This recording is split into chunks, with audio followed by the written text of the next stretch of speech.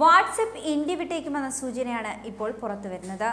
Encryption നീക്കേണ്ടി വന്നാൽ രാജ്യം വിടുകയല്ലാതെ മറ്റു മാർഗങ്ങളൊന്നുമില്ല എന്ന് വാട്സ്ആപ്പിന്റെ മാതൃകമ്പനിയായ മെറ്റ ഡൽഹി ഹൈക്കോടതിയിൽ അറിയിക്കുകയുണ്ടായി. IT നിയമ ഭേദഗതിക്കെതിരെ വാട്സ്ആപ്പും ഫേസ്ബുക്കും സമർപ്പിച്ചിരിക്കുന്ന ഹർജി പരിഗണിക്കുന്നതിനിടെയാണ് വാട്സ്ആപ്പ് മെസ്സേജിംഗ് ആപ്പ് കമ്പനിയുടെ നിലപാട് അറിയിച്ചിരിക്കുന്നത്. മതിയായ കൂടിയാലോചനകളില്ലാതെയാണ് IT നിയമ ഭേദഗതി കൊണ്ടുവന്നതെന്ന് വാട്സ്ആപ്പ് ഹൈക്കോടതിയിൽ വ്യക്തമാക്കിയിട്ടുണ്ട്. ഉപഭോക്താക്കളുടെ സ്വകാര്യതയെ ബാധിക്കുന്നതാണ് നിയമ ഭേദഗതിയെന്നും വാട്സ്ആപ്പ് അറിയിക്കുന്നു. ശക്തമായ സ്വകാര്യതാ സംവിധാനങ്ങൾ ഉള്ളതിനാലാണ് ഉപഭോക്താക്കൾ വാട്സ്ആപ്പ് ഉപയോഗിക്കുന്നതെന്ന് കമ്പനിക്ക് വേണ്ടി ഹാജരായ അഭിഭാഷകൻ തേജസ് കാരിയ പറയുന്നു. ചാറ്റുകളുടെ സുരക്ഷ ഉറപ്പാക്കുന്ന എൻഡ് ടു എൻഡ് എൻക്രിപ്ഷൻ സംവിധാനത്തിൽ വിട്ടുവീഴ്ചയ്ക്ക് നിർബന്ധിച്ചാൽ ഇന്ത്യയിലെ പ്രവർത്തനങ്ങൾ അവസാനിപ്പിക്കേണ്ടി വരുമെന്ന മുന്നറിയിപ്പാണ് വാട്സ്ആപ്പ് നൽകുന്നത്. വാട്സ്ആപ്പ് കമ്പനി ഇക്കാര്യം അഭിഭാഷകൻ മുഖേനയാണ് ഡൽഹി ഹൈക്കോടതിയിൽ ഇപ്പോൾ അറിയിച്ചിരിക്കുന്നത്. സന്ദേശം അയക്കുന്നവർക്കും സ്വീകരിക്കുന്ന ആൾക്കും മാത്രമേ അതിലെ ഉള്ളടക്കങ്ങൾ കാണുവാൻ കഴിയൂവെന്ന് ഉറപ്പുവരുത്തുന്ന സാങ്കേതിക വിദ്യയാണ് എൻഡ് ടു എൻഡ് എൻക്രിപ്ഷൻ. എന്നാൽ പക്ഷേ രാജ്യത്തെ പുതിയ IT നിയമം അനുസരിച്ചുകൊണ്ട് നോക്കുമ്പോൾ സർക്കാർ ആവശ്യപ്പെട്ടാൽ ഇതിൽ വിട്ടുവീഴ്ച ചെയ്യേണ്ടി വരുമെന്നാണ് വ്യവസ്ഥയിൽ പറയുന്നത്. ആദ്യം സന്ദേശം അയച്ചയാളെ തിരിച്ചറിയുന്നതിന് നിയമത്തിൽ വ്യവസ്ഥയുണ്ട്. ഇത് ചോദ്യം ചെയ്താണ് ഫേസ്ബുക്കും വാട്സ്ആപ്പും ഇപ്പോൾ ഡൽഹി ഹൈക്കോടതിയെ സമീപിച്ചിരിക്കുന്നത്. സന്ദേശങ്ങൾ എൻക്രിപ്റ്റ് ചെയ്യുകയും സ്വകാര്യത സംരക്ഷിക്കുകയും ചെയ്യുന്നതുകൊണ്ടാണ് വാട്സ്ആപ്പ് നിരവധി പേർ ഉപയോഗിക്കുന്നതെന്നും കോടതിയിൽ വ്യക്തമാക്കിയിട്ടുണ്ട്.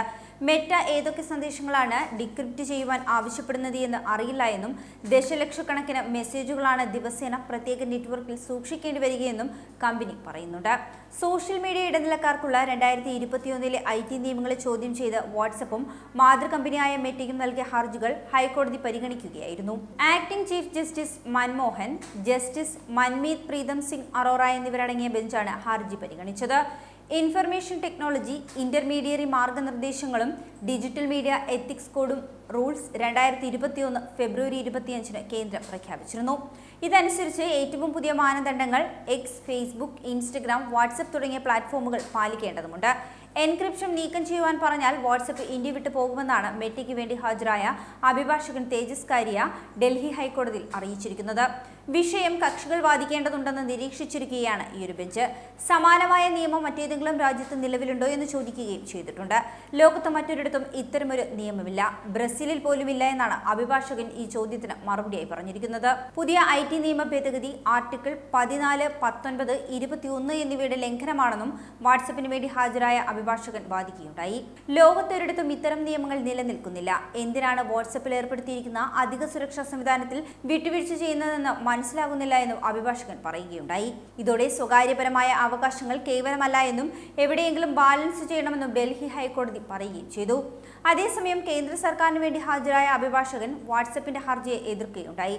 IT നിയമ ഭേദഗതി കൊണ്ടുവന്നില്ല എങ്കിൽ വ്യാജ സന്ദേശങ്ങൾ കണ്ടെത്തുവാൻ കഴിയില്ല എന്നും വ്യാജ സന്ദേശങ്ങൾ പലപ്പോഴും രാജ്യത്തിന്റെ സമാധാനത്തിന് ഭീഷണിയാവുന്നുണ്ടെന്നും അഭിഭാഷകൻ വാദിച്ചു. വർഗീയ കലാപം പോലെയുള്ള കേസുകളിൽ ആക്ഷേപകരമായ ഉള്ളടക്കം സോഷ്യൽ മീഡിയ പ്ലാറ്റ്ഫോമുകളിൽ പ്രചരിക്കുമ്പോൾ ഈയൊരു നിയമത്തിന് പ്രാധാന്യമുണ്ടെന്ന് കേന്ദ്രത്തിന് വേണ്ടി ഹാജരായ അഭിഭാഷകൻ പറയുകയുണ്ടായി.